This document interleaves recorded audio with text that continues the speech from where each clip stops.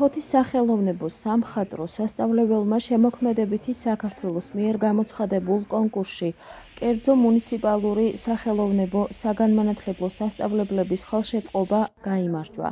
კონკურსის მიზანია კერძო და მუნიციპალური სახელოვნებო სასწავლებლების ინსტიტუციური განვითარება, სწავლას-სწავლების ინოვაციური მიდგომების დანერგვა, მოსწავლეებისა და პედაგოგების мотиваციის გაზრდა და შემოქმედებითი გარემოს შექმნა.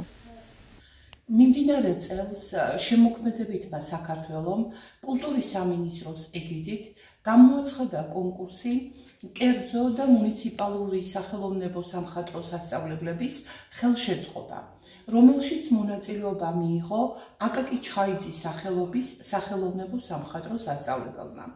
კონკურსზე წარვადგინეთ პროექტი, რომლის სახელწოდებაა კერამიკის სახელოსნოს აღჭურვა. სულ კონკურსში მონაწილეობა მიიღო 40 სასწავლებელმა. აქედან შეირჩა 11 სასწავლებელი, რომლებმაც წარმოადგინეს ყველაზე კრეატიული და ინოვაციური საგანმანათლებლო პროექტები. აღსანიშნავია, რომ ეს არ არის ჩვენი პირველი გამარჯვება ამ კონკურსში. 2021 წელს ჩვენ გავიმარჯვეთ ამავე კომპანიის მიერ გამოცხადებულ კონკურსში და დაგვიფინანსდა კერამიკის გამოსაწვავი ღუმელის შეძენა. ჩვენთვის ძალიან დიდი სტიმულია ამ კონკურსში გამარჯვება.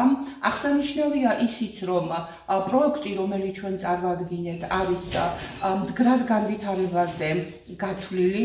უკანასკნელ პერიოდში აღინიშნება ძალიან დიდი დაინტერესება კერამიკის შესწავლისადმი.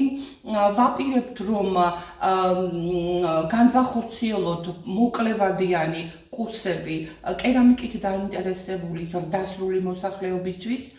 კერამიკით დაინტერესებულია ასევე სსმ ბავშვები და ტრადიციულად ჩვენ სასწავლებელში უკვე მრავალი წელია არსებობს კერამიკის შემსწავლელი ფაკულტეტი. მოსწავლეები, მასწავლებლები აღფრთოვანებას გამოვხატავთ ამ კონკურსში გამარჯვებით. მე მინდა მივულოცო ჩვენ სასწავლებელს ეს გამარჯვება და ვუსურვო, რომ წარმატებით განახორციელონ აღნიშნული პროექტი. აღსანიშნავია, რომ ფოთის სახელოვნებო სამხატვრო სასწავლებელი 25 წელზე მეტია ემსახურება ხალხური რეწვის მივიწყებული დარგების აღდგენა-შენარჩუნების საქმეს.